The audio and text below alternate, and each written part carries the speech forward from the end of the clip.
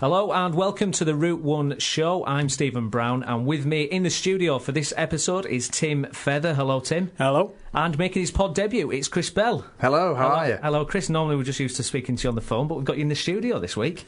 Is that a bonus? Is that a good thing? I'm sure it will be. Now, coming up on today's show, we'll be speaking exclusively to Guiseley Chief Executive Adrian Towers about the sacking of manager Steve Kittrick. We'll also be speaking to Phil Hay from the Yorkshire Evening Post, who'll be bringing us up-to-date news with the latest on Leeds United. Plus, we'll have the usual updates on Bradford City and Bradford Park Avenue. We're also going to look back at England's performance against Ukraine. Was it a point well earned or just typical boring England? And we'll also preview all of the weekend's Premiership games as well.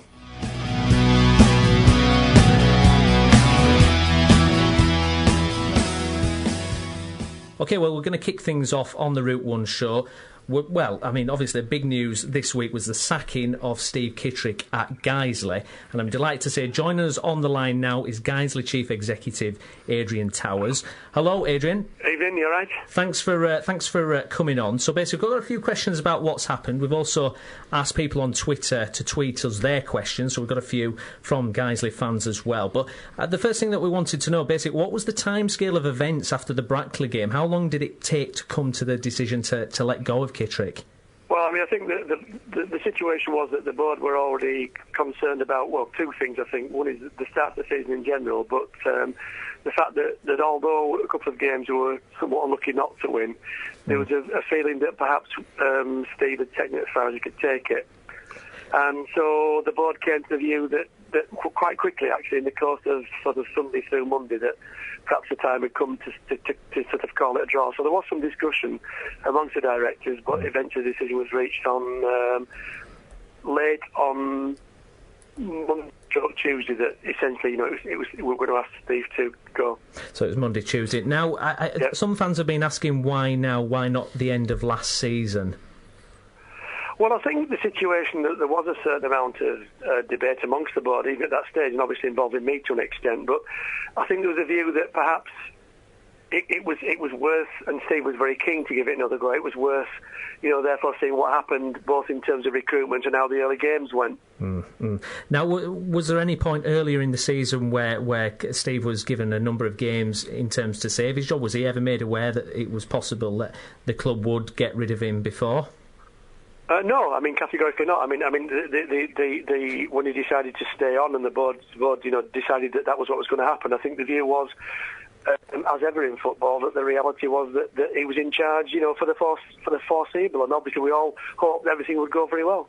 Now, there's been a couple of interviews with Steve since the sacking on Wednesday, and there's been a bit of criticism from his part of how the club have handled his departure. He did say in the Telegraph and Argus that he lost his captain, they couldn't afford to buy him back, the budget was cut, and he asked a question if he'd been almost set up for a fail.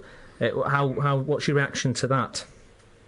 Well, I don't want to go into budget details or individual player issues, but I mean, sure. The reality is the budget is still very competitive at the level we're at. Steve was only too well aware of what the budget was, and actually I met with the investors and managed to get the budget increased from where it was originally going to be, and Steve seemed to be happy that he could manage with the amount of money that was on offer.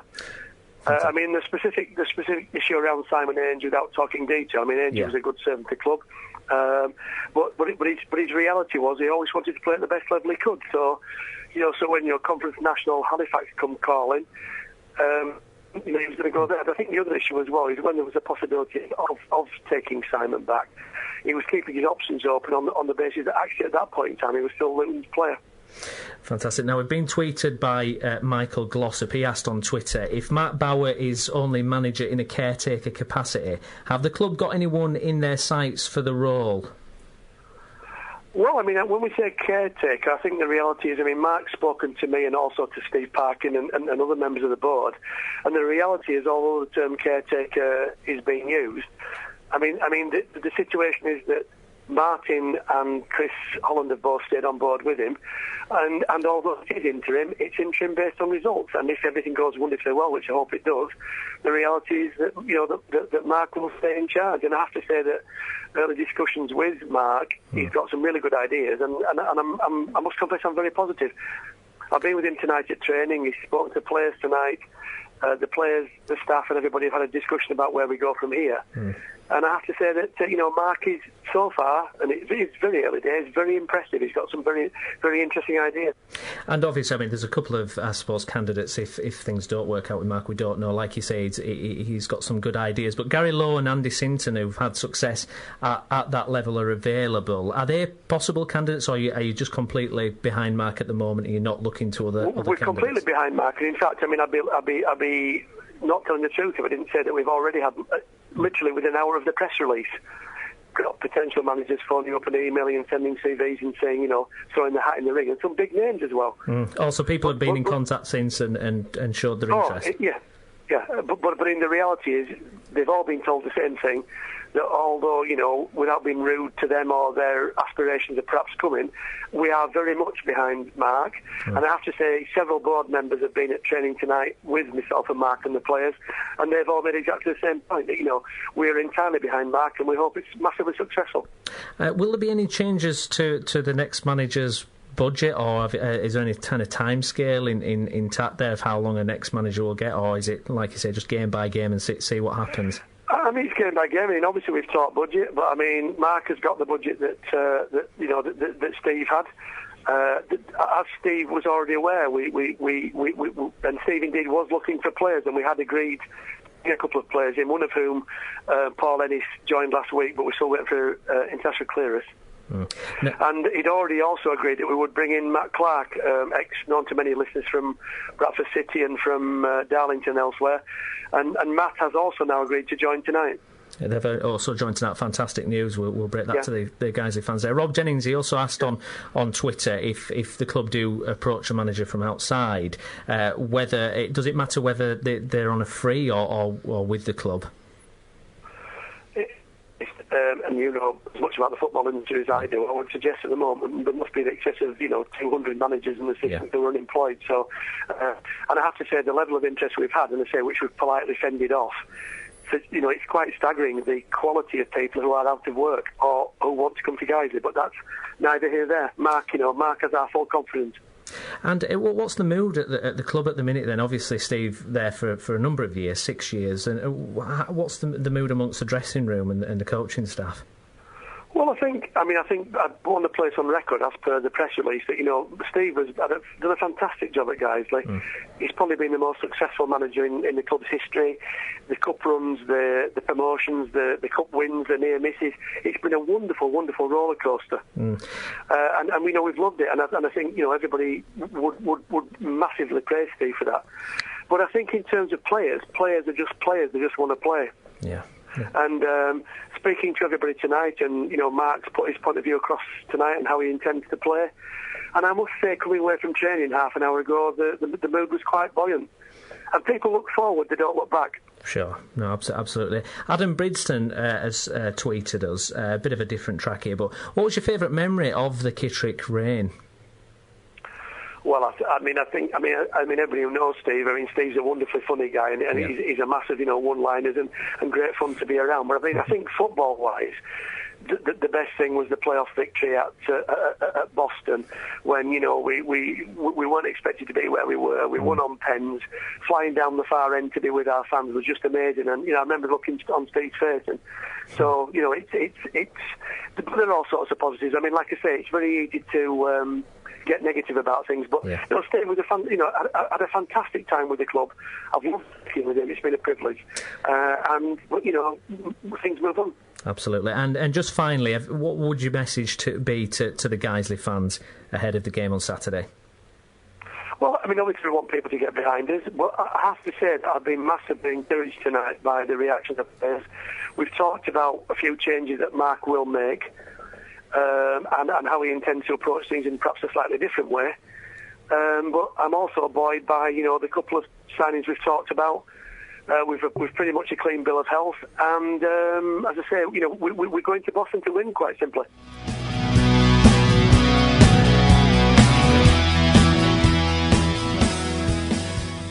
OK, well, we're going to have a chat now with our Guiseley correspondent. It's Colin Robertson. Hello, Colin.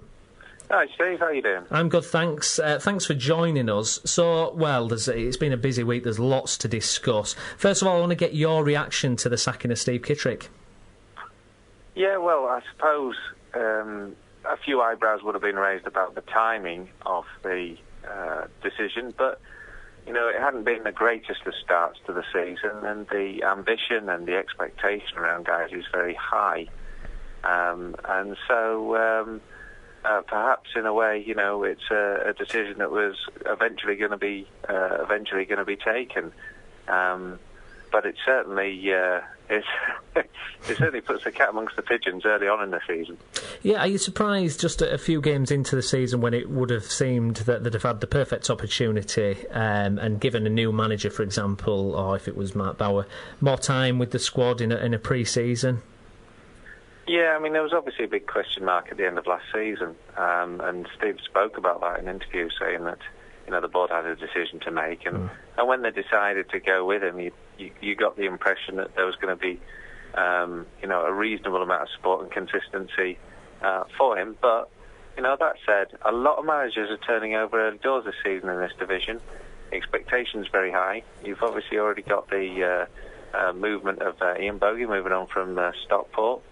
And up in the northeast, Gateshead, they've seen the loss of Ant Smith. So I think with teams not starting off the way that the boards and ambitious boards would be expecting, the pressure on the managers is enormous.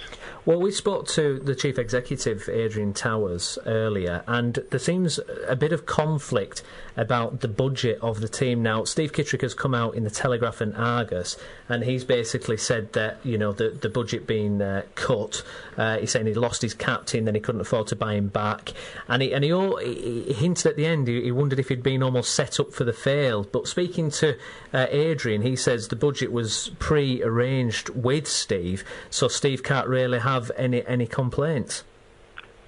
Yeah, it's an interesting one, isn't it? I suppose it's very raw moment this week. I think what I would say is that what's often overlooked is that you know, this is a real sort of family club. You know, yeah. Steve's been bringing his family down to the ground for many years. You know, people get to know each other on a personal level as well as just, you know, being on a football level. So it's quite a raw time, I would imagine, for Steve. And you know, he'll be very disappointed, I'm sure, at the outcome. I think in terms of the budget, I think the budget was fairly clearly talked about in the press anyway. So it's hard to really know what that actually means. But whether that matches the expectations of the team and the manager, you know, there's always going to be a conflict. They're age-old conflicts and discussions. But I would hope, you know, really that you know, you've got to remember that there's a lot of competition in this division. Yeah. I don't really know whether you know what the sort of equivalent budgets are at different clubs, but you know, there's got a lot of competition for a lot of players. And I actually thought during the pre-season that a lot had been done well to keep the core of a very good side from last year. So it's hard to tell. So in terms of guys who are going forward, the future for Guiseley, what would you like to see happen now? At this moment in time, I'm very interested to see how Mark Bauer sets his side out for Saturday. He's obviously joined the coaching staff in the summer, a great leader on the field, someone who talks very eloquently about the game, joined as a commentary last season to give us some of his expert views when he was serving. He had an injury and a suspension all at once, which was interesting. So I think, you know, he's obviously very knowledgeable. There's obviously consistency in the rest of the management team. Chris Hollins is staying on as assistant. Matt Stringfellow, the physio, is also there. So, I mean, really, you've got a fairly consistent backroom, despite the managerial change. It's not like a Premier League where everyone's gone and the entire backroom staff have moved. So I'd like to see how he sets his team up. Be very interesting to see what happens formation-wise and what views Mark has on the game on Saturday. That'll be a big one. Well, yeah, I mean, coming up to that game against Boston United, how do you see that one going? Well, again, you know, Boston are a team who've had their transition over the last year. Dennis Green, the manager there, has obviously got the team playing well this season. They had a woeful time towards the end of the season after they replaced Jason Lee. Interesting, Jason Lee had his last game against Guiseley. So the last time the two sides met at York Street, it was Jason Lee on one bench, Steve Kittrick on the other. Boston United have gone through managers since then. Graham Jury, I think, came in. He didn't have a good time at all there. And I think, it's interesting to see that Boston are coming on the other side of it. I think they're going to be real contenders this year. Guiseley, I think, you often get that bounce after a manager has left with a side. But I think we need to get the performance, show some promise, and get some points on the board. I think it's quite a crucial game. I think even at this early stage of the season, to set the tone for the rest of the campaign. Now that we've had this change.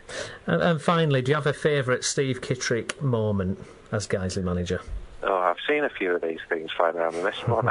I can't really say. I mean, for me, we had such a great number of interviews post-match.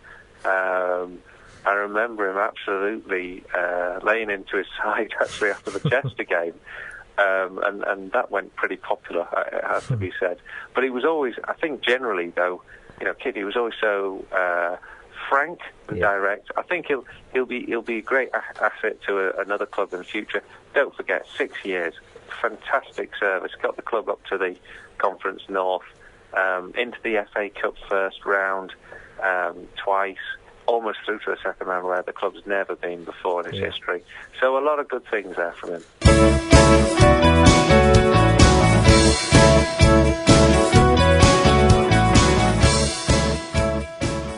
OK, so, fellas, we've heard there from Adrian Towers, Chief Executive of Guiseley. I'll come to you, Chris, first. What do you make of well, first of all, what did you make of the sacking of Steve Kittrick at Guiseley, and then what Adrian's had to say on the show? In terms of the sacking, very much like a lot of the fans, to be honest, is why now? There was a lot of talk, it has to be said, towards the end of last season, if at that point, if the playoffs were going to be another failure, which as they turned out to be, there was a lot of talk then of just letting Steve go, and as we've seen Steve recently says, why now? He could be elsewhere doing his own thing with a different club, and let's face it, he's not going to be short of job offers from clubs at this level, and probably higher as well, to be fair. It is very much a case of why now for me. It's 6 games in, 2 wins, 2 draws, 2 defeats. It's not that bad, really. It's not like the start of the season horrendously and, won 1 maybe and lost the other 5. In terms of going forward, though, from what Adrian was saying with Mark Bauer, it's this is the thing. Do you stick with the players that you've got there and somebody that knows that squad, which is what they seem to be doing, or do you try and turn to a manager that's got experience of taking teams out of this league, such as Gary Lowe or Andy Sinton? Andy Sinton was the Telford manager when they beat Guiseley in the playoffs a couple of years ago. There's been numerous candidates or potential candidates for that role that have got a lot more experience managerially, a lot more experience of knowing this non-league level than Mark Bauer does. Tim, I'll come to you. So Steve Kittrick sacked on Wednesday. Chris there thinking, do you go with someone experienced, these managers that have had success in that division? Do you give Mark Bauer a chance? Where do you think Guiseley should be aiming with this?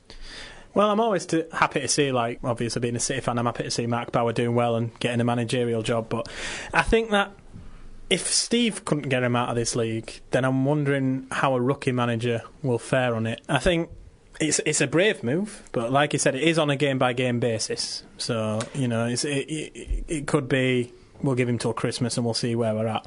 But on the Kittrick saying why now, I think as football fans, we sometimes see managers get sacked and we're always like, oh, didn't really give him a chance there, did they? So maybe the whole why now situation could have something to do with that. Maybe we're like at the end of last season, he thought he's had 6 good years, so we'll give him a little bit of time just to see if he can, change it. Pretty much like Arsenal have done with Wenger, just to go on a bigger scale of it. So you think they have more of a long-term strategy in terms of, give the guy a chance? He's had success. They've been consistent at that level. Yeah, just to see how it goes. But I think maybe they got 6 games into the season. Maybe it's a bit more like, Yeah, he's had enough time now. I think from the long-term situation, though, that they've got down at Nethermore is the budget. It's been a combination of rumours, speculation. It's somewhere in there there'll be some truth about just how much the budget has been cut. Now, it seems to be that Steve's budget at the start of this year was a lot, well, not a lot, but, was considerably smaller than what he's had for the last couple of years.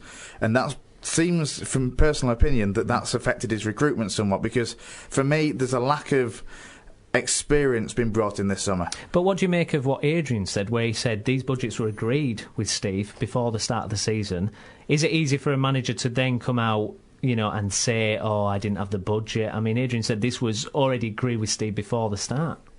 Which then brings down to, in this case, who said questionable signings then, to be honest, because as I say, from a personal opinion, there isn't, when you look at the recruitment that Steve did a couple of years ago, when he brought in the likes of Kieran Toner, Jamie Clark, experienced players at this level, whereas if you look at his strategy this time round, it's a lot of younger players that have kicked about from league clubs. Take Jamil Eibel, not singling out in particular, but he was I think let go of by York City at a league side, and whilst he's shown glimpses of quality, he's not got that ruggedness, shall we say, that a non-league defender needs to have.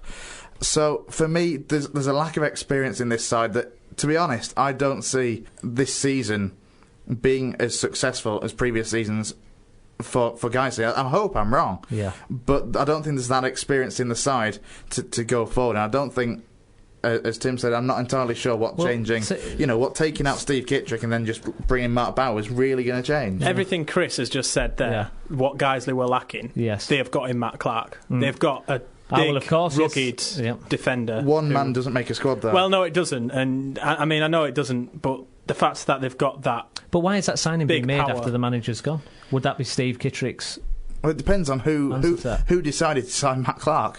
Whether it was the board, whether it was Steve before he left, or was it Mark ringing up? Tim, his contacts. Tim, I'm interested in this quote. I'm slightly paraphrasing from what Steve said about the fact that was something else going on. Was he set up for the fail? Was Steve Kittrick set up for the fail? I mean, that is a big accusation for a club that you've had a lot of success with and been with it 6 years. I mean, it must really sting in the tail to hear that.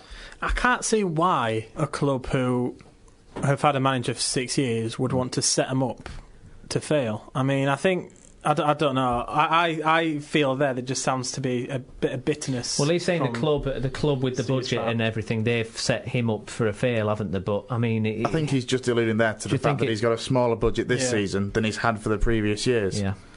And obviously that's not gone down particularly well. Whether it seems to obviously agreed to the budgets, but he clearly wanted a bigger budget, and as I say, the signings that he's made, he's brought a lot of players in, which I'm guessing anyway, because they're at the younger end of the career, won't be on as higher wages that the more experienced players could have been in the past. Well, as I say, I think that's going to be a massive factor for them this season generally. So next up, it's Boston United, Tim. Boston are doing reasonably well. They lie 7th in the table there. How do we see that one going? Looking to the future for Guiseley, where can you see that game going? Well, normally, looking at the forms on paper, I'd probably say Boston. However, there is this thing in football again where you get a new manager and it seems to kick the players give a new impetus. Bit. Yeah, I mean, not always. That's not always the case, but I think Guiseley could possibly get a draw there. With that. So you fancy Guiseley? Kind of guys are getting something. I think they can get something. I think stranger things have happened than that. Chris, how do you see that game going? This is a big season for Boston because the last couple of years, since they were beaten by Guiseley in the playoffs, 3 seasons ago that would be now. Since then, previous 2 years for Boston, they've been a very mediocre, mid-table kind of side, and now they obviously back then had big aspirations of being a top side in this division. It's only this, obviously they've made changes, they've got a new manager in for this season, and as they've started well, it has to be said. Yeah. It's going to be a tough one, though, as much as I hate to admit that. So are you sitting on the fence, Chris? Is that what you're threatening us with here? No, I think Boston will win it, to be honest. Boston will get I hate to say it from my guy's perspective, from my personal dislike, shall we say, towards Boston, but, it's going to be a very difficult game for Mark to to have his first game in charge of this side, and I personally think Boston will take it, probably something along the lines of 2-1. They do look to have a lot of firepower up front, really, don't they? They've scored 11, whereas Guiseley have only scored 6, and Guiseley have also conceded 9 as well, so that's... And it's firepower that Guiseley have been lacking since they lost the likes of Holsgrove, Wilson and Walshaw, over the summer. They've brought in Hobson, he kept with Phil Marsh, who was, frankly, the last 6 months of the last season was a diabolical signing. He really didn't show anything about him. Well, the pre-season he's been better. Hobson always brought in good mates. They were at Stadybridge together. There's potential for firepower in Guiseley, but they've just not shown anything of that so far. They've only scored in the game. They've only scored a maximum of 2 goals. So that's probably something to look at.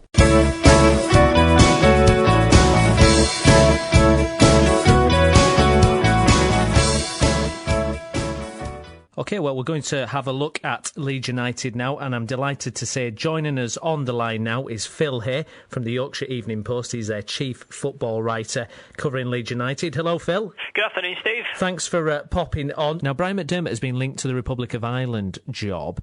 What do you make of this, Phil? Is there any chance of this actually going through? I don't think so. I think he's been a bit too categorical today for anything to change and for him to move into reverse gear and to suddenly start chasing that job. I don't think... It was a fascinating press conference for them this morning, actually, because he was very open about the Republic of Ireland job and said it's a position that at some point down the line he very much wants to do. You wouldn't think it from listening to him, but he's got very strong Irish roots. His parents were from Southern Ireland. He grew up supporting Sligo Rovers. He has a lot of connections over there, and it clearly is a job that he wants to do. But I just don't think the timing's right for him in a few respects. He's been at Leeds for 5 months. Which isn't a long period of service, and he is very much involved with what is quite a long-term plan here. There is no attempt here, and not enough money for an overnight fix to come to in the sense of Leeds returning to the Premier League and winning promotion from the Championship. So both he and the owners are pretty much working into a 2 or 3 year plan, and I think he does feel committed to that.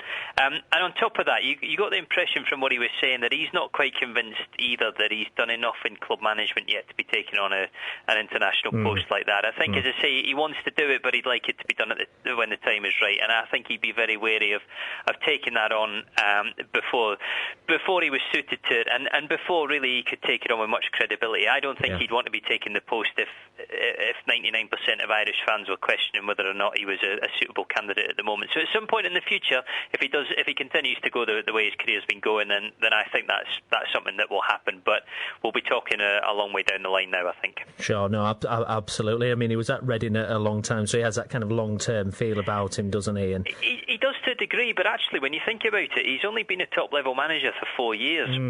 He was involved at Reading for the best part of a decade, and really long period of service in a few jobs there. But as a manager, you're only going back to 2010. I think it's the fact that he did so well at Reading and is already so highly regarded that makes you think of him as a really established coach in the English leagues. But he kind of said himself that some of the other candidates who are out there, Martin O'Neill, Mick McCarthy, these are guys with long track records and an awful lot more experience than he has. I think he's mindful of that, and in many ways just seems to know his place. This is a job that at some point he'll want to get, he'll want to take, but he probably knows himself that it's not the right time for him or for Leeds, because I have to say, him going at this point would be a disaster for the club. I don't believe there's a plan B. I don't imagine they've thought of a contingency should he go, because he's only been in the job for 5 months, and considering the plans he's made, he's done work on the training ground this summer. He's very involved with the academy, sees that as part of his strategy, and only signed 4 players because this is a sort of long-term plan in his head. It would leave an awful lot of threads to tie up, and an awful lot for another manager to get to grips with if he was to suddenly up stick. So I don't see that happening. I think his press conference today has really put that to bed. That's put it to bed. And in terms of, you mentioned the long-term vision for the club, the next 3 or 4 years. I mean, if we go back to the deadline last week, no players were incoming or outgoing. No. What's McDermott's reaction to that then? Was he disappointed with that, or did he kind of expect it? What kind of happened on the last day? Did a few deals just not get over the line? It wasn't a surprise. They did speak to Birmingham City about signing Chris Buck, but his valuation was about £600,000, and I'm not convinced that Leeds have that sort of money to throw about at the moment. There hasn't been much of a secret made of the financial state of the club. I don't think it's desperately poor, but it's not particularly strong either. They don't have a lot of money to spend, and you can see that in the 4 signings he's made this summer. They spent about £1 million on Luke Murphy. There was a fee for Scott Wooten, but 2 other signings were free transfers, and that is not an overhaul of a squad that was in a lot of trouble when he came in as manager. They were really heading for relegation at a rate of knots, and that the squad in general could do with an awful lot of work in various areas, particularly the strength and depth. There's a skeleton of a very good team there, actually, but behind your regular starters, behind your key players, that there isn't enough, and no wingers as well is a key problem for someone who relied on players in that position at Reading. So, but I spoke before about how him going to the Republic job would be a problem. At the moment, they're really struggling to get rid of fringe players who really aren't going to get a look in under him, and I don't see how it helps the club at all to have him go, another manager come in, and suddenly to have players there who've been signed by 3 different coaches and who may not fit in under the plans of a new man. So, I think the situation is tight. I think it's difficult. It hasn't been particularly easy for him, but I do think he thinks that over time he can make it work, and I think he'd be very proud of himself if he could make it work as well. And I do see him sticking with it in the long term, regardless of other interest in him. Brilliant. And do we expect any loan deals? Is there anything? I know he's not a particular fan, is he, of loan deals?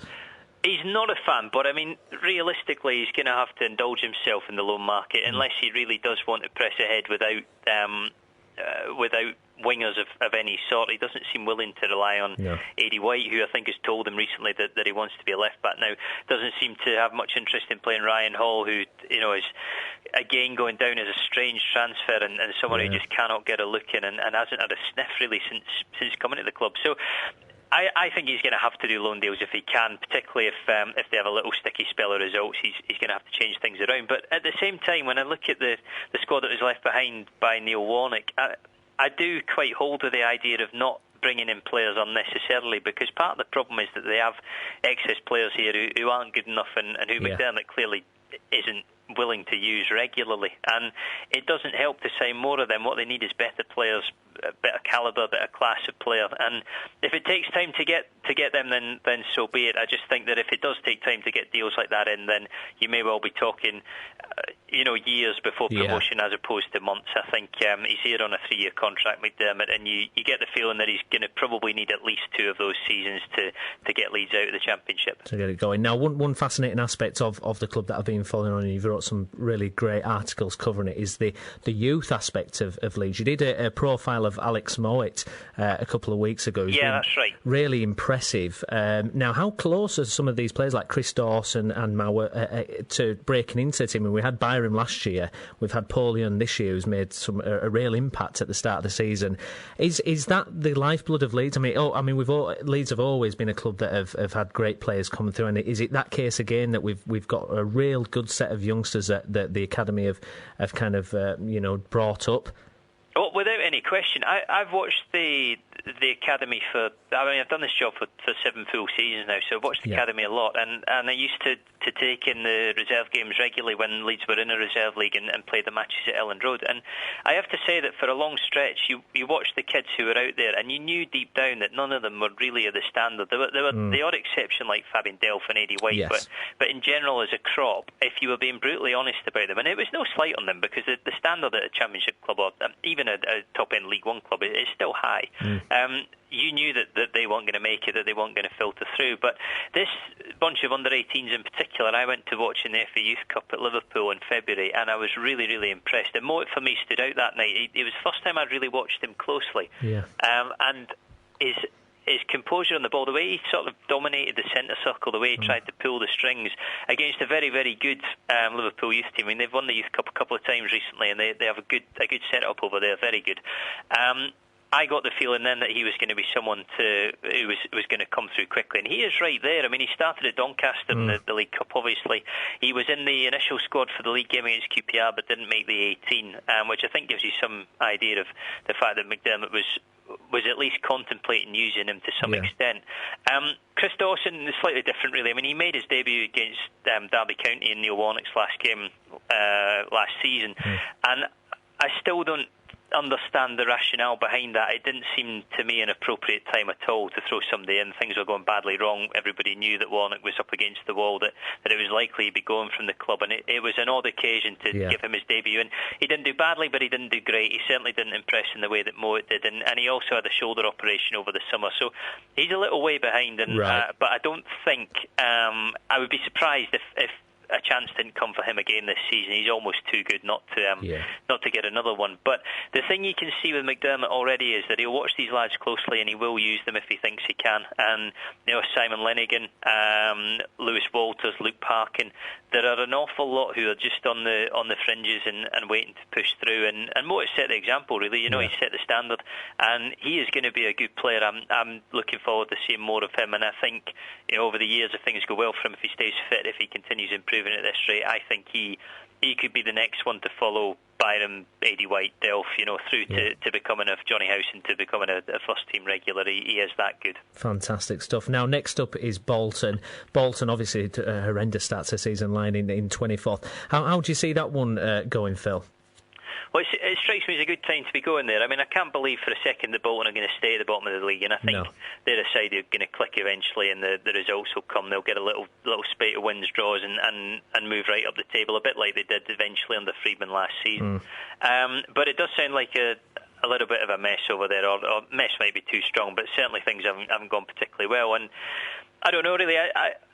I think there will be worse times to go to the Reebok. I think other teams will find Bolton in far better form at various stages of the season. And Leeds got the tactics bang on, really, at Ipswich last month. They did okay at Leicester as well. They contained Leicester. They played in a way that wasn't necessarily going to get them a win, but was certainly going to get them a point.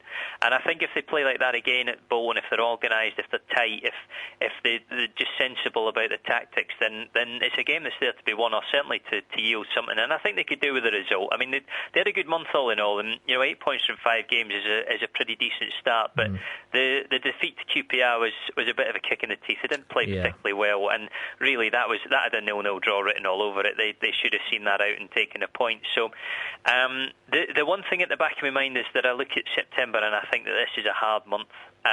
Reading away next week. They've got Millwall away before the end of September. They've got a League Cup game at Newcastle as well. And I think it will be on Brian McDermott's mind to make sure that they get to the next international break in pretty decent shape, because it's not the Championship is never ever a league that you want to get left behind in, or to find yourself making up ground in. And they've had a good start so far, but you do kind of look at it and think, well, we're only 5 games in. There's an awful lot of football left. Absolutely. Phil, thanks very much for joining us. An absolute pleasure, Steve. Thank you.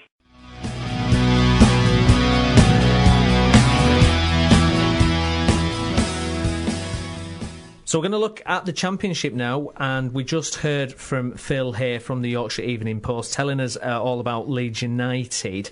And I guess the news story that's broken out this week was the fact that Brian McDermott was linked with the vacant Republic of Ireland job, where he says he's 100% committed to Leeds United. Now, McDermott's only been in the job 5 months, Chris. There's no danger of him going to the Ireland job, is there? Yeah, there can't be, surely. I mean, on what credentials really is he linked with an international job? You don't like think that? He's done it? Well, he's not been a manager. Although he's 50 years of age, he's not had that much manager. He's had a lot of coaching experience, but in terms of actual managerial, career, he did obviously very well at Reading. Was arguably slightly hard done by when he moved on from there. But on the basis of, as you say, he's only been at Leeds 5 months or so. He's not done enough at Leeds really to he's doing well, but I think. Does that say more about the Republic of Ireland job and the lack of candidates than... Yeah, quite possibly. Yeah. It's the usual bunch for that job, isn't it? Anybody that's basically ever been to Ireland for a week-long holiday, frankly, he's all of a sudden linked with it. You just have to be an ITV pundit, apparently. And you've got Roy Keane's linked with it, Mick McCarthy. I've seen David O'Leary, if they can find the corner that he's been hiding in. He's been linked with it. There's numerous... anybody that's ever visited Ireland briefly is all of a sudden linked with it. If you wear green, you can can apply for the I job. might go over myself, I'm fancying you and putting me, my Chris, application. what, we'll get over there and we'll do a joint manager's job. What would your CV be? I got Republic of Ireland for the World Cup final. Yeah, exactly. We'll take Alex. I can't do it on Football Manager. Well, Alex Spivey, the other member of the pod, is not here tonight, but he apparently got Republic of Ireland to the World Cup. I don't know how he did it. I think it's cheating, to be fair. Now, we heard from Phil there, Tim, saying about expectations of Leeds United this season, the fact that the board have given Brian McDermott a 3-year contract, and with the lack of finances and the fact that there's more financial powers, people with more financial powerhouses in the Championship, it's going to be difficult for Leeds to get the promotion that the fans desire. Do you think the fans' expectations compared to the reality of Leeds United's situation, do you think there's a big divide there? I mean, really, this squad is not... I mean, there's only 4 players difference from Warnock's team, essentially. I mean, do you really see Leeds United being anything more than, near misses for the playoffs? I'd probably put them between the playoffs and probably mid-table. That's where I'd put Leeds at the moment. But that's only, like you said, because of the powerhouses that are in there. You've got QPR, you've got even teams like Wigan, who have managed to keep the majority of their squads together, which is just, phenomenal. And they've recruited well as well. They've done really well with Owen Coyle over there. But I think Leeds are definitely, well, like they said on the club website, they are not the finished product. And I think any Leeds fan who thinks that promotion this year is doable is barking up the wrong tree. I think it's just the weight to expectation, though. There's always been a massive weight to expectation at Leeds ever since they came out of the Premier League, basically. There's always been that expectation that, well, we're Leeds United, we should be a Premier League side. And that isn't a given right. It hasn't been for years, frankly. And, the way that the playing better, it has to be said, under McDermott. But as he said, it's not the finished article. There's a lot of building work to do, and there is a lot of other teams in that league, as we say, that have got, frankly, a lot more financial power to bring in better players. Well, I mean, I was speaking to Phil then about the youth players coming through at Leeds, and as always, really, for Leeds, they've always produced, at least 2 or 3 decent players in each generation, and there's some good ones coming through. We mentioned in the interview about Alex Mowat. Is it kind of going to be a case, Tim, that Leeds are going to have to look to the younger players, the academy players, to kind of propel them up if they haven't got the money? Or is it too early? Is it too early for 18-year-olds and 19-year-olds to be carrying that weight of expectation? I don't think it's too early. I think you need to have everything in balance. I think, obviously, if you had a team full of 18-year-olds, then, that's probably... You don't win anything with... You don't win anything there. But I think that they can look to the academy. But what Leeds, I think they need to stop doing, which they've done in the past couple of seasons, is selling key players, which is the whole... Which was the problem last... Well, they've managed to... They kept on to Ross McCormick, didn't they, in the transfer debt, which was huge. That's huge, isn't it, for Leeds? That's a big one for them, yeah. But you've got to be able to now convince him to stay and not leave for Norwich. Did he not sign? Was it a 3-year contract recently? So it's showing. So we'll at least get a good fee from him, hopefully. Well, the main thing there is it's by signing a contract of that length, it should be a case of it's showing commitment to the club that you're playing for, and hopefully that will be able to rub off on other players within the club, and also players from the outside that are looking at Leeds and thinking it's a big club, but they've not pulled up any trees recently. Might actually think, well, actually, if they can get the key players wanting to stay there, it's a good incentive for new signings to come, without needing to spend millions and millions of pounds on new players. Well, McDermott is won the league. He's won the Championship, and it wasn't too long ago either. Most of the teams that he's playing, and then obviously won the league as well in 2 seasons. They've done, he's been there. It's not a manager who, say, got someone promoted from Division 1 in 1998 when it was a completely different league back then. He's a modern Championship manager, and I think he'll do a good job. I mean, with the contacts that he's got, he should be able to get Leeds up at some point. So against Bolton, the next game at Bolton doing horrifically well. They sit bottom of the league, not doing anything like what people expected of them. Is that a good opportunity for Leeds after the QPR defeat? Do we see 3 points for Leeds there, Chris? I reckon so. As we say, Bolton just started. It's just ridiculous, quite frankly, because they've got, on paper anyway. Well, games aren't played on paper, to use that cliche, but on paper they've got a very good squad. They've got a good young manager in Dougie Freedman. They were, up in the top 3 or 4 in terms of bookies' favourites, shall we say, for getting promotion and winning the league, and they've just shown absolutely nothing, frankly, of all that potential and all that talk. Yeah.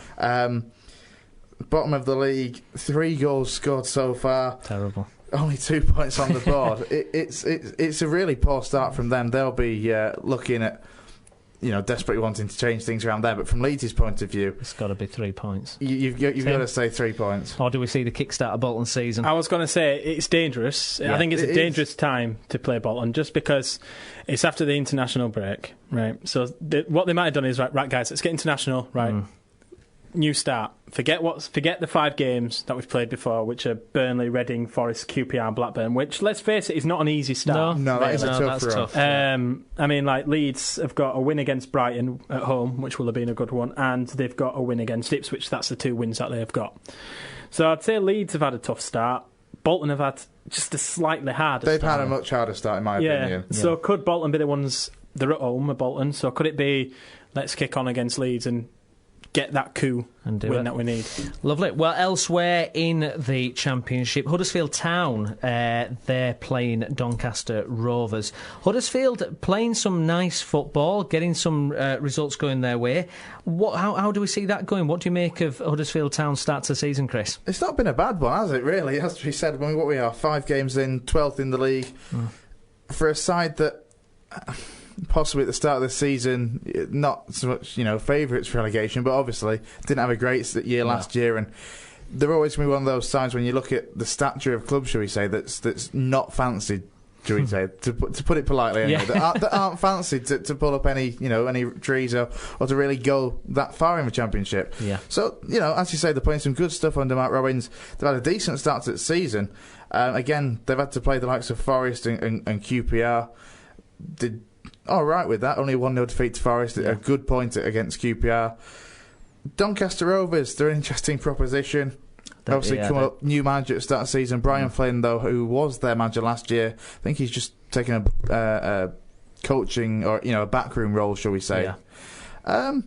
But yeah, I think... Do you see a town victory there? For Huddersfield on this one, I'm thinking probably 2-3-0. Tim, what do you make of Huddersfield's form so far this season? It's been surprising, hasn't it? I think it's a bit... The standard of football's been really good, hasn't it? It has been a good standard of football, but I think it might be a bit too much for them to be able to do it all season, because like I said, I think the big powerhouses will start to kick in soon. Although Doncaster have had a good record away from home. I mean, they went to Wigan and they drew 2-2. They went to Charlton and got postponed at half-time, even though they were 3-1 up. So, they have had a good record away from home of Doncaster. So, I mean, it can be a difficult place to go, can the Gal Farm? It's going to be an interesting little Yorkshire derby, is that? It has to be said. Yeah, it's one of them Yorkshire derbies that go under the radar, really. Yeah. Huddersfield, Doncaster. Could kick off. But despite that, I'm still going to say Huddersfield. It's still good. I think Huddersfield, if they win, I think it'll be a 1-0, something like that, yeah. Well, they've loaned Swansea player Jazz Richardson, and he's looking forward to the challenge. And one of the reasons he said he joined them on loan there is because of the good football. So, you're getting someone with top league experience, and he's in and around the squad. He's not played too much, but that's going to help, isn't it? Getting a Swansea player like that, who's the brand of football that they've obviously been indoctrinated in at the moment.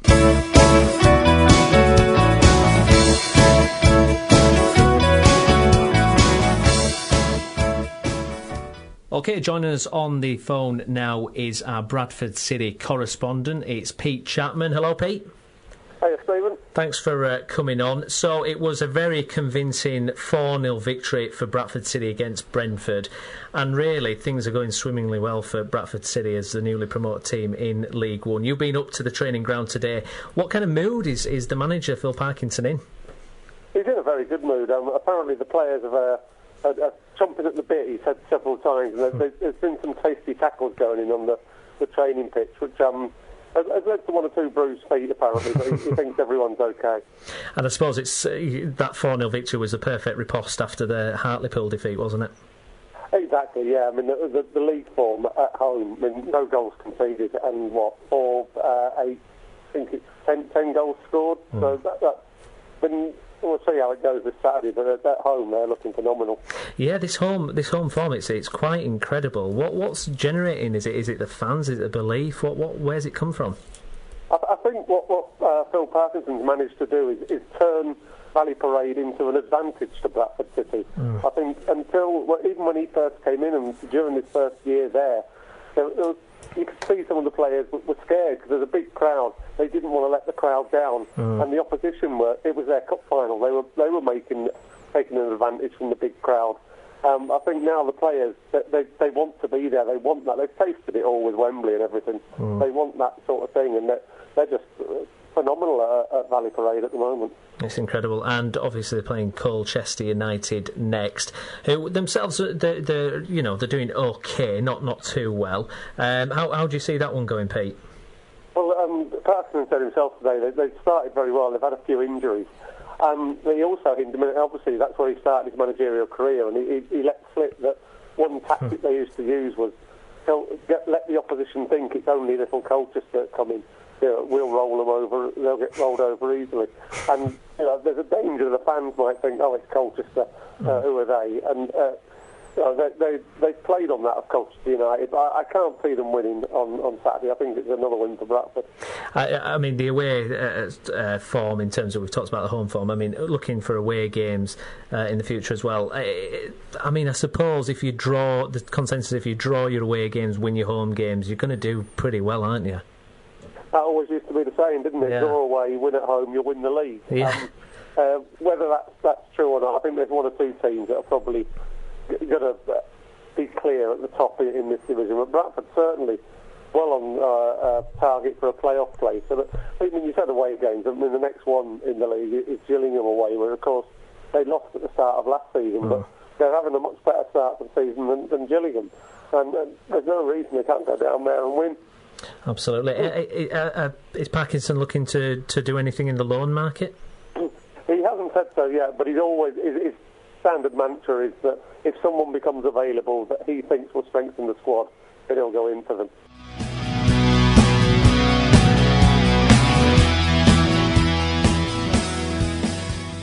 OK, so we heard there from our Bradford City correspondent, Pete Chapman. So, fellas, well, Tim, you were there at the game, weren't you, for the 4-0 victory against Brentford. Could have been a different game if a certain sending-off had happened. You were showing me and Chris before, weren't you? You were outraged that Brentford fans... This is where he's going to start ranting. I can't understand it, right? Can I explain what happened? What happened? What happened is it was counter-attacking football, because I'm not going to lie, before, in the first 20 to 25 minutes, it was a very forwards and backwards kind of game. Brentford had 2 near chances. City had 1 or 2 as well.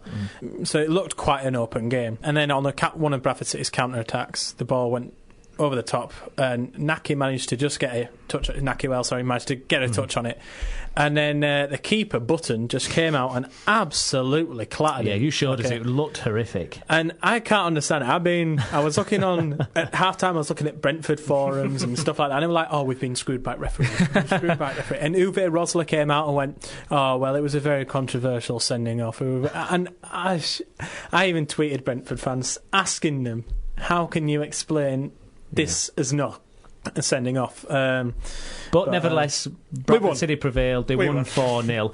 Chris, why are Bradford City so good at home? Well, we've just heard Pete say then that, that they're not afraid anymore, frankly. They just don't appear to be. They now seem to enjoy playing in front of such a big crowd, because even at League One levels, let's face it, the crowds that Bradford can get there are, top 5, top 6 teams, attendances, should we say. And it's all about having the confidence now to be able to go out and do what they do and want to impress that crowd there. And obviously off the back of promotion last season and just how good a season they had, 2 Wembley trips and everything, momentum can continue like that. For some sides, the season will end too soon. For Bradford, it's not really ended at all, to be fair. When you look at their form and the way it's gone, they just keep on rolling. Well, Tim, that's right. It has just carried on, hasn't it? The form and, Naki Wells, etc., they're all on fire, aren't they? It seems to stem back right from late last season, when City were out of the playoff places and it looked like it were all over. Another season in League 2. Oh, well, I wrote them off twice in the last couple of weeks of League 2. I wrote them off twice, I'm going to admit it, and they proved me wrong. And they just seem to have picked up that and just kept going with it. But like you, Chris, you just said there, they're not scared to play at home. It was interesting today, Gary Jones has come out and said, we're not arrogant, we're confident. And I think that's a big thing. The key distinction. The way that they've been playing at home is they've been playing good football, and then it seems like at some point in the second half there's just 10 minutes where they absolutely pummel the opposition, and the opposition are a bit shell-shocked. That's what happened at Brentford. They scored 2 goals in about 10 minutes. I think with 3 in 9 minutes, I'm thinking. Was it 3 in 9 minutes? 60, 64 and 69. It's strange because for me, when I used to watch Bradford City before, when they were at home and things, it seemed like they couldn't really handle the pressure of playing in front of the biggest crowd in that league, but that all seems like a distant memory now, doesn't it? Yeah, well, walking up Manningham Lane about 4 or 5 years ago, it was a trudge. You could hear people. Is that what it was like? Did it feel was already? Just genuine.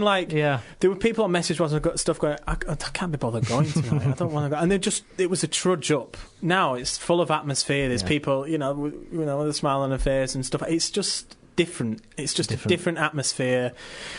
And it was interesting. Pete there just said about Colchester saying, "Oh, we're just little Colchester." Parky's been doing that. Bradford City for the past 2 years. It's like, we're just Bradford City. We're just Bradford City. We do what we do. He did it in the League Cup, and it worked.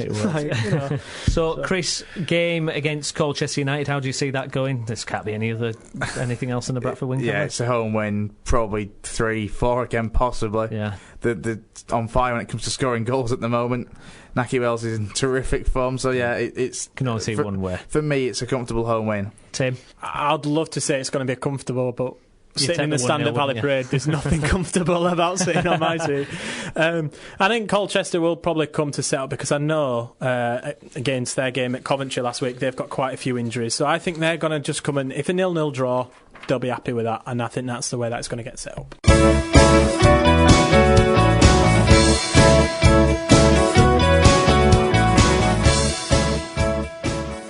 OK, so we're going to look at the Conference Premier now, and Halifax Town, they're in action against Forest Green.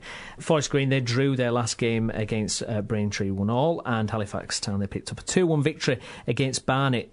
Now, on paper, this is going to be probably the tie of the weekend in the Conference Premier. Forest Green are in 5th, Halifax Town sit in 6th. What do we think that game's going to be like there, Chris? Tight. Simple. Is it going to be as tight as the league plays, or is it going to be one of them where you expect a tight game and someone wins 4-0? I think it will be a tight one. I'd slightly favour Forest Green on the basis that they're at home, basically. Halifax, they've not done badly away, apart from that Salisbury game where I think they ended up with 9 men again for the second time this season. I'm guessing there's no other club in the country that can say, after 7 games, is it? Yeah. That in 2 of them they've ended with 9 men. That's got to be some record, that, hasn't it? That's some fair indiscipline, shall we say, in his side. That's quite a lot of indiscipline in the Laskin side, it has to be said. Absolutely. But no, I reckon this will be a tight game. Both sides have scored quite a few in their opening games. So you look at Hyde for Forest Green, the opening day of the season, 8-0. Yeah, there's a bit of firepower there, isn't there? Tim, so Halifax Town, they're going well, aren't they? 6th? Yeah, well, I think they're doing better than what people probably expected them to do in the conference. Well, because the conference is becoming one of them leagues again where it's starting to bottleneck a bit. You can only have 2 teams who can get promoted, and you've still got some really big teams in there, especially some big League 2 teams that have been relegated. Let's face it, the Conference Premier, it isn't the top division of non-league football anymore. It's now the bottom division of the Football League, effectively, when you look at the amount of sides that are former league teams and the big teams out there, with Kidderminster, the stadiums. Cambridge, Luton, Lincoln, Grimsby. You could go on. Aldershot. There's a lot of former league sides in there that are doing the business. Now, what do we make of this? Now, they've signed Marcus Carver on loan from Accrington Stanley. He scored in the shock win over Middlesbrough in the Capital One Cup earlier this season, made 17 appearances towards the end of the 2012-2013 campaign. Tim, is that going to be a good signing there? That's solid, isn't it? I think it's a good sign. It's someone from the league above, which is always, it seems a bit positive when you go for someone from a league above to come down and help you out. And, I'm going to be fair to Accrington. Accrington do play a very nice style of football sometimes. I mean, sometimes they do play the rugged kind of were just going to set up and drop. But from when England. I went to go see them against home, Accrington played a really nice style of football. So, it's a good quality player there. It's just a shame it's not working for Accrington, though. It's not, is it? It's not bottom of the Football League, 1 point taken this season. So, things aren't going well for James Beattie's side. But from Halifax's point of view, it's not a bad addition to the squad, really. It's a solid addition. Obviously, it's a youngster from the league above that's coming down that you see so often throughout the leagues. But it's not a bad signing. It's a welcome boost, shall we say, I think, to Aspin's side, given the suspensions, quite frankly. Absolutely. Well, we're going to move on now to the Conference North. Now, normally we only get to hear your voice through the end of a telephone. Our Bradford Park Avenue expert, you're right here in the studio. I'm not sure if I like the term expert. We've only played 6 games. Well, we'll be the judge of that, Chris, I think. So, obviously, last game, they finally got the win under the belts. Chris, what did you make of the game against Worcester? It was a long time coming. They had to get the result that they did eventually. It's funny, I think in commentary, in either the last game or the game before, I said that if neither Guiseley nor Park Avenue started to pick the form up soon, one of them was going to be losing a manager. And as it turns out, it's Guiseley, to be honest. Could DC be next, or has that result turned the tide, possibly? It's a case of seeing how they react after that result, because if that run had carried on a great deal longer, you've got to say that questions would have started to have been asked of him, because at the start of the season, I spoke to John Dean, the playoffs is where they want to be. And obviously to start the season the way they have is far short of any hope or expectation really of making the playoffs. So I think the win on Kidderminster against Worcester was crucial. It really was, because hopefully that can be the start of the turnaround for Bradford Park Avenue. Obviously they played a mid-season friendly the other night. I hate to admit this, but I don't know what the score was. Now we would but in my defence, in my defence, the website haven't said anything about it. The Twitter page hasn't. All the official sources, nobody's tweeted or reported on what happened in that pre-season friendly. Cover-up, so quite frankly, if you know what happened in that pre-season friendly, if you were there, let us know. Let us know. Tweet us at the Route 1 show. We want to find out what actually happened at this friendly. Who was there? Did they lose? Is it a case of didn't happen? Didn't happen. Do that thing with your kids. From what I can gather, it's a particularly unusual thing to do is to organise a friendly at this stage in the season. From what I can gather anyway, through the Twitter page, that it was basically John DC wanting to give some of the players that have been out injured some game time. Yeah. Is that a good idea? We'll see on Saturday, quite frankly. It's an unusual tactic. I'm sure many clubs have had injury crises before and have never thought, you know what, let's stick a friendly in the middle of the season.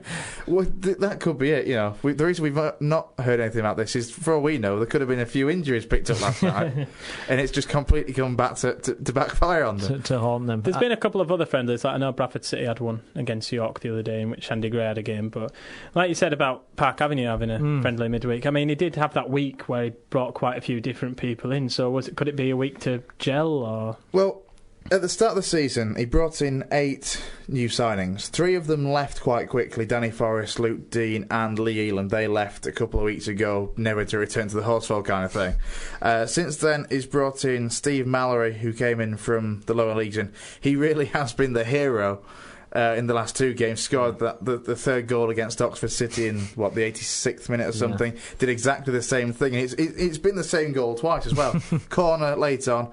Mallory unmarked free header kind of thing. So he's really been the hero so far. Scott Maxfield is another new addition recently. He came in from Buxton, I think it was, where he's had player coaching roles and player assistant managers roles at Buxton, which is Evo Stick Prem, I think. Yes. I think it's just the one league below, technically.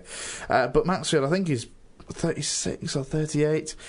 It showed on Saturday for all the right reasons, though, because there was so much more composure and an air of leadership, shall we say, and experience at the back, which frankly has been drastically lacking for Park Avenue at the start of the season. They've conceded 14 goals. They conceded 13. Haven't they? 13 goals conceded in their first 5 games. So they needed to bring in an experienced head, an old head at the back. And to be fair, he was bombing up and down that left-hand side like he was a 23, 24-year-old. So I think in the long term, if he can stay injury-free, he's going to be a very much needed and a very useful addition to that squad. Yeah, and Tim, it's Telford then next. How do you see that one going? Telford are going pretty okay themselves. You know, they're not doing too badly in the top 10. Yeah, Telford look quite consistent, really, don't they? Looking at the results, they've only lost one game, one drawn, one lost. So maybe if the pattern continues, and it looks like it might be a win, but they do definitely look confident on their form.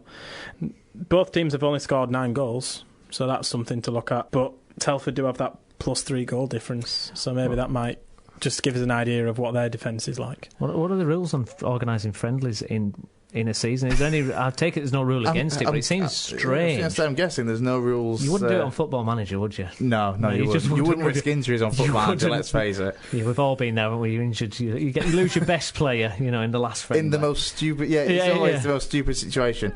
Quickly coming back to Telford...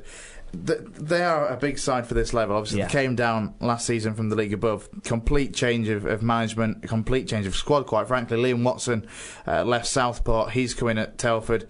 He's brought, I think, to my knowledge, at least 8 former Southport players that he had in his books at Telford. So you hear of managers bringing people they know with them, but he really has done it. He really has. Yeah, he's gone back and pillaged Southport. Basically. Look at he's mentioned about these big teams in the lower leagues. I mean, Chris, you tweeted a picture when you were at the last game, didn't you? Worcester in the stadium, it's an interesting situation with Worcester because, frankly, it's not their ground. Right. That's the thing that's why they're playing the front of the programme. The programme is called In Exile, which is exactly what Worcester City are. It's interesting. I don't fully know what happened there, but last season they did play at their own ground in Worcester.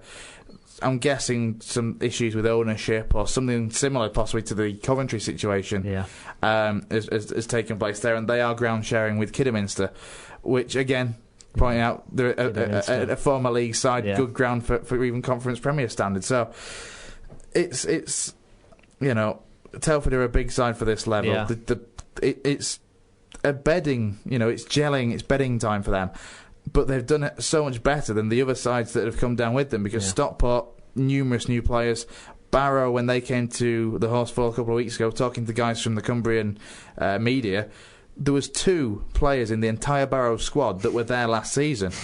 Both Barrow and Stockport are taking a lot more time to gel. I mean, Ian Bogey has left Stockport already, with his new, his band of brothers that clearly aren't gelling that well. That's just not happening. He left after 5 games. The 3-1 defeat away at Harrogate was the final nail in the coffin for him. Yeah. Things seem to be gelling a lot better for Liam Watson, but this is the thing, obviously, if he's brought in this many players that he knows the players. The players will know each other, quite frankly, from their time together. So things are starting well for Telford. 9th. They lost to Harrogate on Saturday. That was a game where that game was 4th v 5th, so something had to give in that occasion, and Nelthorpe popped up with the winner for Harrogate in that one. So it's going to be a very, very interesting game. Yeah. It's going to go one of 2 ways, I think. It's going to be a runaway, but it's hard to say which way. Because if Park Avenue can continue, then there's an ascendancy there. But Telford are going to be a very tough team.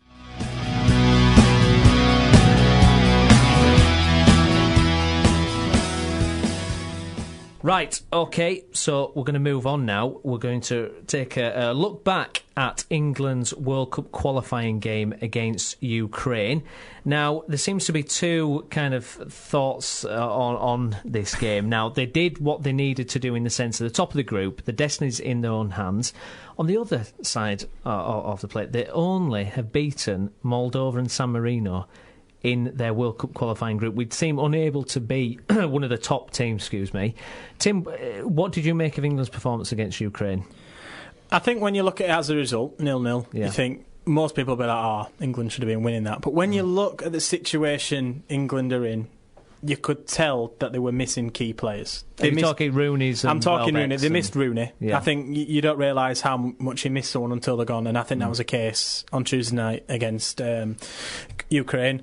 I think we definitely missed him there. I think we missed Welbeck as well for them stupid 2 yellow cards that has been given. Why they wouldn't rescind any of that, I can't understand that.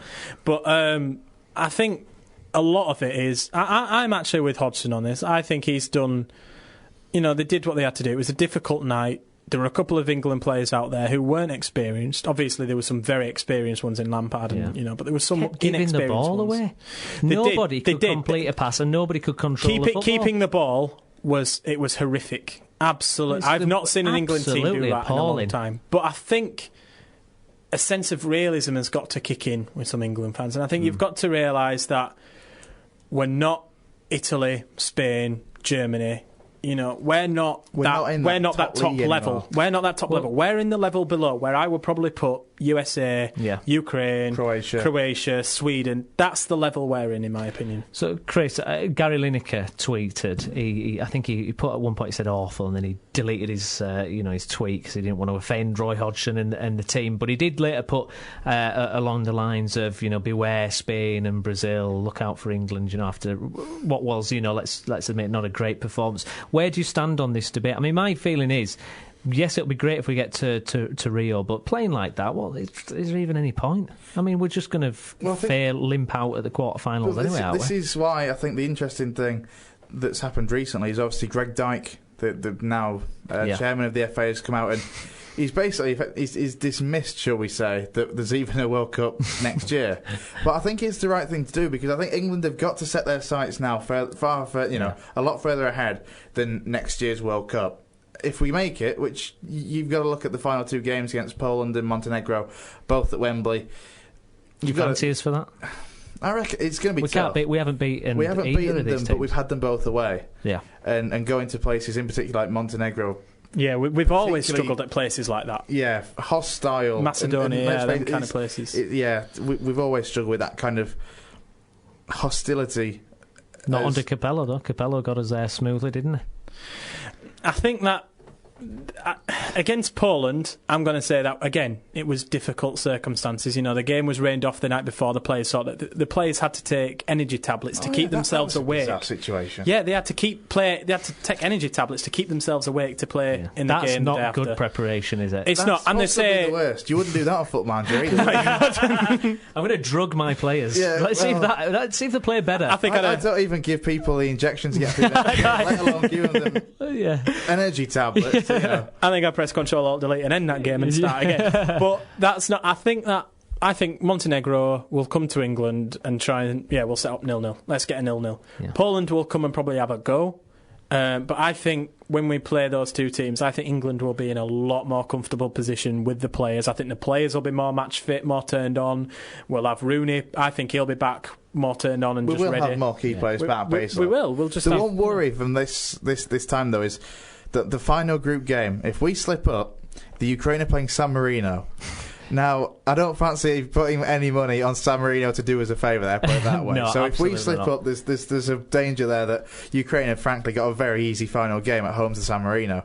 As I say, going for the long term though, I reckon we'll make it. I think we should do enough against Montenegro and Poland to make it to 2014.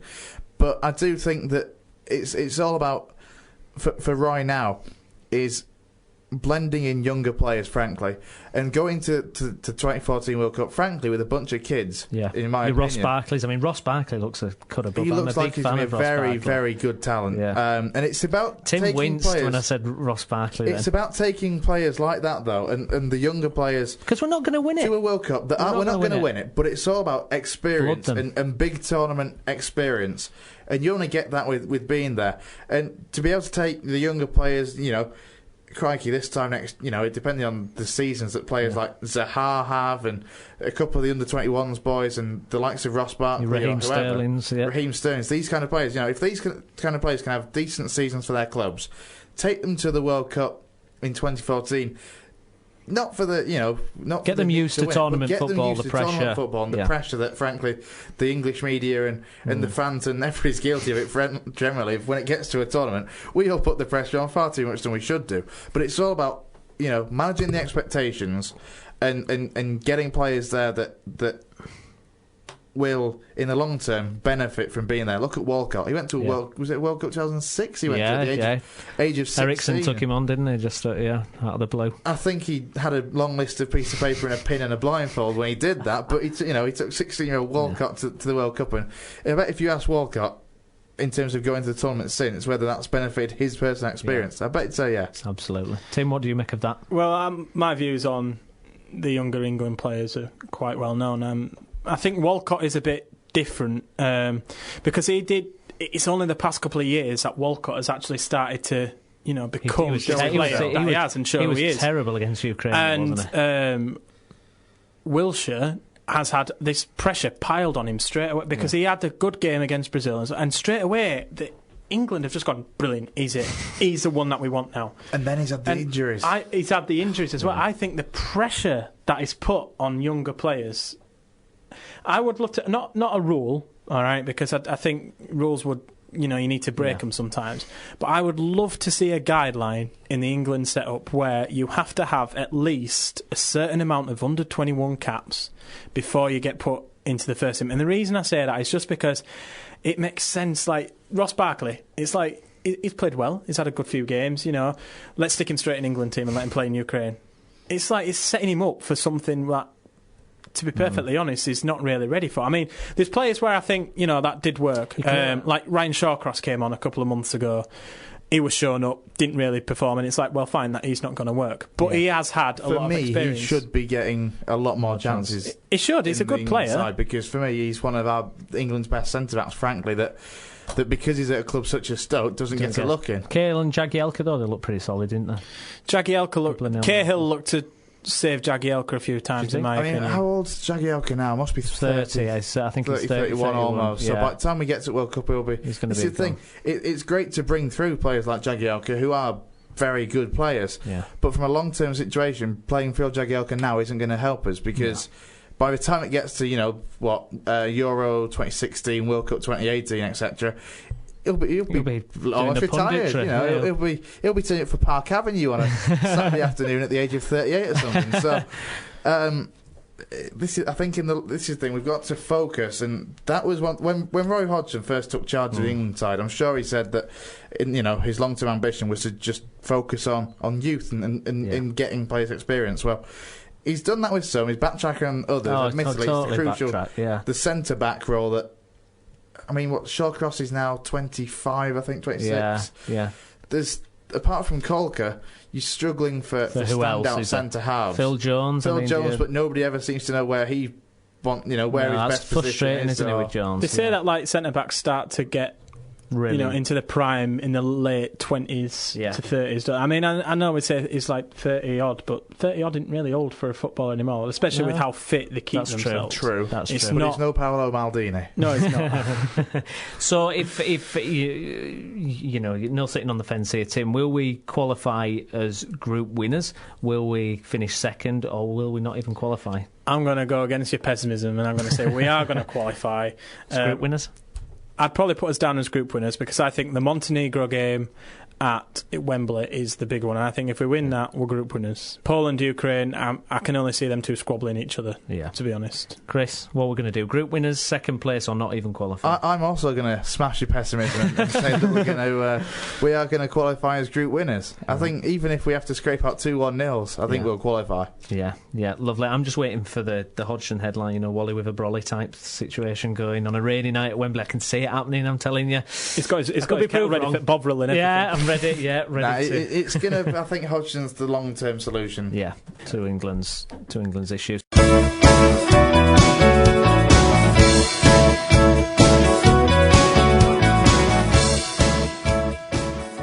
Okay, so we're going to preview all the Premiership fixtures for Saturday and Sunday. Well, on Saturday it's the early kick-off, 12:45. Manchester United versus Crystal Palace. Chris, who are you going for in that one? As much as I love Ian Holloway, and I am quite a big fan of Palace as a club, it's hard to look past United for that one, isn't it? You can feel comfortable 3-4. Yeah, 3-0. Big one. Zaha, does he get a goal against his former team? Oh, yeah, why not? Yeah, but I reckon it's going to be 3-0. And now you've mentioned, it depends who he plays, though. Yeah, true. He seems to be very in and out of Moyes' plans. Yeah. Tim? Man United again, I think it's Fellaini, is he going to make an impact? Well, yeah. Jeez, I forgot about that. Adds a lot more hair to the United squad, if nothing else. Yeah, absolutely. And then the next games, let's have a look. Well, we'll start with Aston Villa versus Newcastle.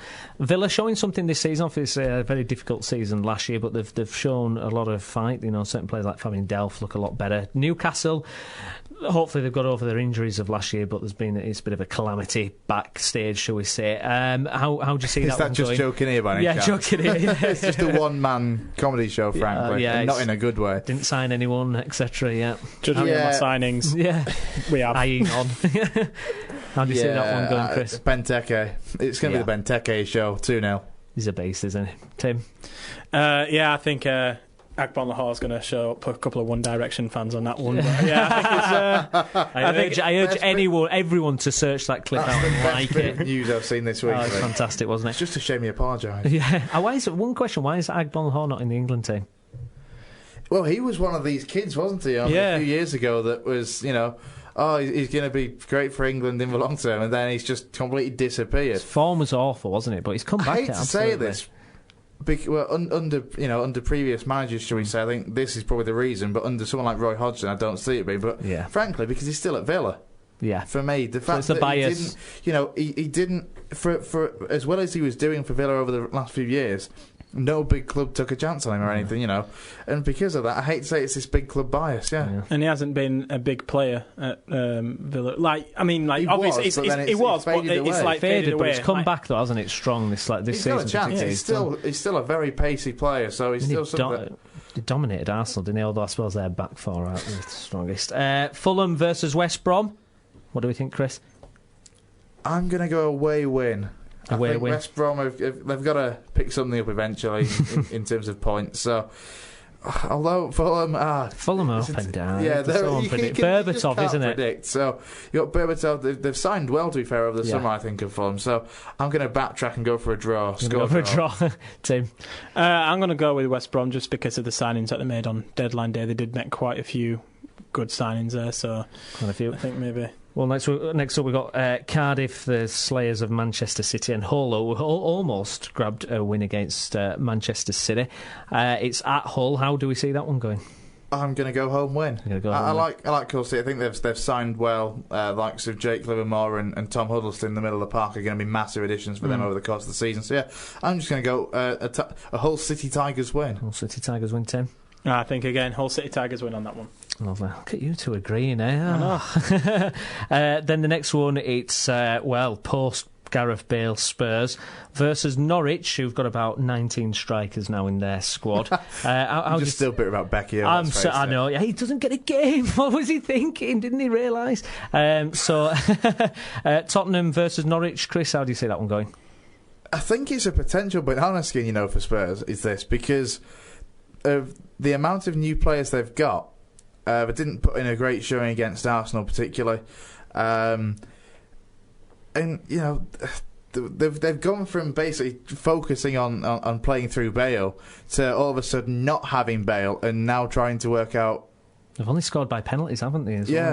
Soldado's got a couple of penalties, and that's about it. It's now a case of, oh crap, Bale's gone. Who do we pass to now? Who scores our 93rd minute winner? Who do we pass to now? And they've been passing out at left wing and it's just going to go straight out to the play for it. So you think possible banana skin? There's a possible banana skin with that one. I think, to be fair, in the long term, I think they'll be fine. They've signed some brilliant players with Spurs, like Eric Lamela, Christian Eriksen. Fantastic can't believe they got Eriksen for that price. About €14 million, something like that, wasn't it? I think Eriksen last year of his contract, maybe running it down, maybe that's why they went, but incredible signing. They've made some great signings. I think in the short term, there could be a bit of a banana skin. Norwich have also, I think, signed well, the likes of Van Wolfswinkel, Leroy Fair, good signings. I think, whilst it's not necessarily banana skin as such, I think it'll be a draw. You think it'll be a draw, Tim? I think Tottenham will get that one. I think it will be a tough game. But by the way, I just want to say I love Van Wolfswinkel. I think it's the best name in the Premier League that we've had in such a long time. Van Wolfswinkel. Yeah, it's like an Austin Powers bad guy. Stoke versus Manchester City. It's a bit of a strange one with Stoke. Mark Hughes, he said he thinks people are rooting for him. I don't know if that's necessarily sure. I'm with you on that. I've always been a big fan of Stoke, but The point of Mark Hughes filled me more with dread than expectation. He signed well, I think. He's well. The likes of Eric solid, Peters from PSV Eindhoven, that's a very solid signing, very good signing. But maybe I was just too big a fan of Tony Pulis to look past that, to be honest. I was always a big fan of Tony Pulis and the fact that they stuck to their guns and played the way they did, whilst everybody slated them for the hoofball and physical tactics. No pretension, was there? You know, it's a contact sport. It's a physical game, and Stoke made the most of what they did. What they had to do under that football. I think against Manchester City. Yeah, Hughes' former side. I think City are going to run away. To be honest, as much as I love Stoke, that convincing though. City have to the start of the season. I think now we've got the international break out of the way, that they'll kick on. I think it's going to be 3-1 City. I'm waiting for Jovetic to make an appearance. I think he's not. I think he's been injured, hasn't he? There's going to be a lot of people scratching their heads with fantasy football teams that put in likes of Jovetic. Thinking, I would have had Jovetic. To be fair, there's a worse one for that. We'll come to that a little bit later on. Exactly. Now, if people playing Football Manager, they'll know Jovetic is injury prone. Don't get him. Team Stoke, Man City. I've been waiting for it. I'm going to disagree. I'm going to go Stoke. Hey, purely for the fact that my reasoning is this: Pellegrini comes from La Liga, and I just don't think his tactics at somewhere like Stoke will be as convincing as they would be at home to Stoke, for example. They're not going to be able to withstand. I just think that it is going to be a rough tumble kind of. I don't think it is, because this is Stoke in Hughes. This is Stoke in a transition period. Well, the reason they got rid of Pulis, they wanted to evolve their standard of football, didn't they? Yeah, and Mark Hughes has always been one for trying to play good football, but failing. Yeah, but failing. Or leaving a club when it was going. You still look at the players that he's got, though. Yeah, I think if Pellegrini goes with this right, if he goes with Dzeko up front, then he might convince me to change my mind. But I just think that this is a banana skin. I just think they're going to struggle to go to these places, and I think that Stoke will be a hard-working team. So you're going Stoke, and you think comfortable? I think comfortable City. Where are you going with this one?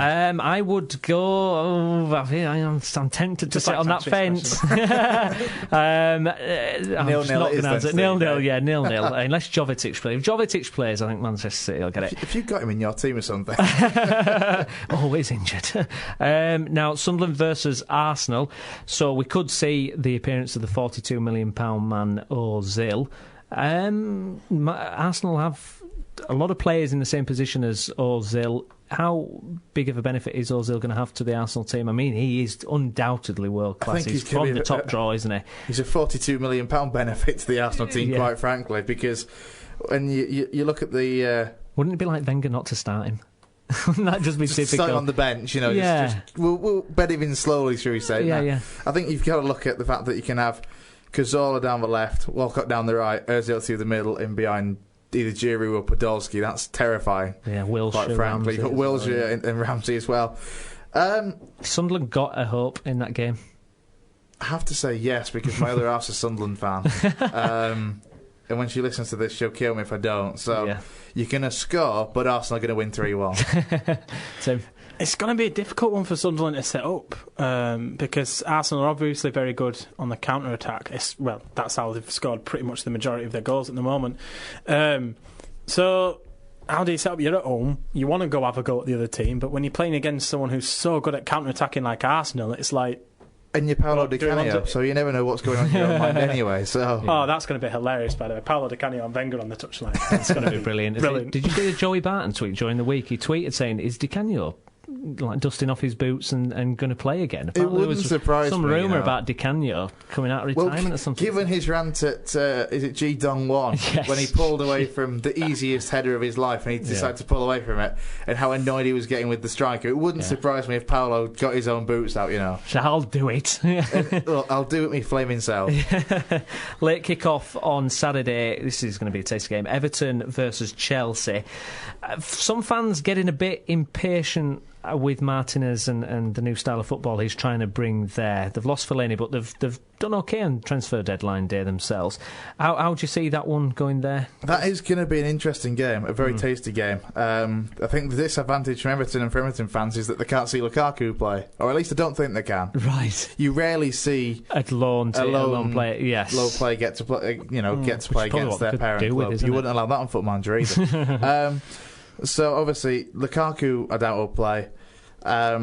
Who else did they sign on deadline day? They've got Gareth Barry and they got MacArthur. MacArthur, yes, that's right, from Wigan. James MacArthur. Yeah, James MacArthur. So they've signed well. Yeah. I think they've pretty much. I'd say they've replaced Fellaini and what they lost, obviously, with him going to United.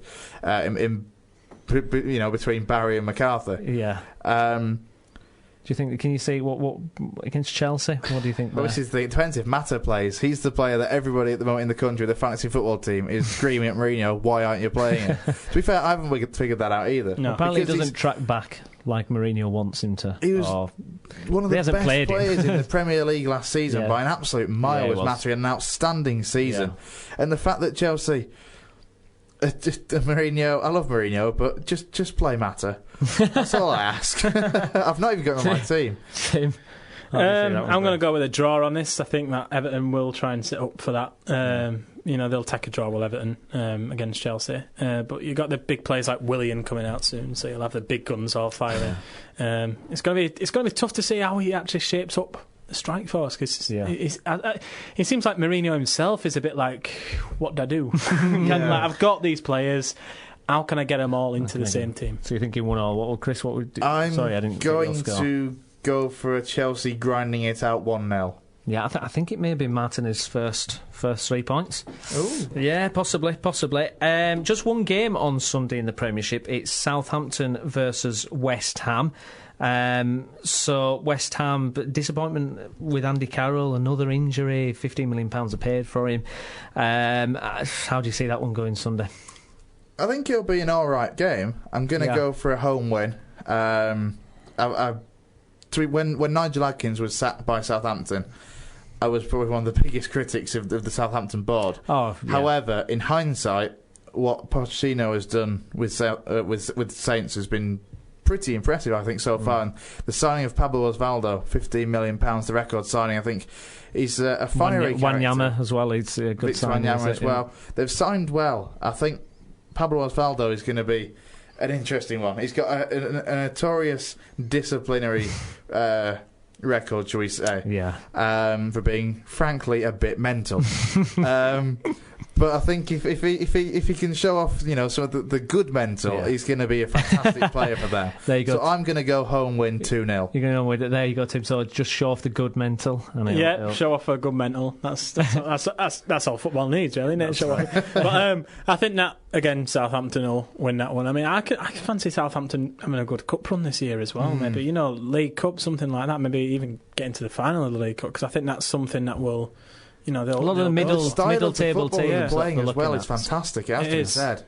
So I reckon, as you say, cup final. I reckon it wouldn't surprise me if they were on the fringes of Europe potentially. Yeah.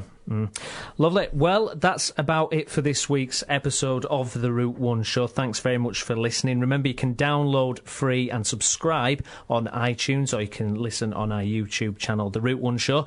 Also, tweet us any of your questions and comments about this week's show at The Route 1 Show. And you can also email us at theroute1show@gmail.com. I've been Stephen Brown. With me has been Chris Bell. Thank you, Chris. You're very welcome. And thank you, Tim. Thank you very much.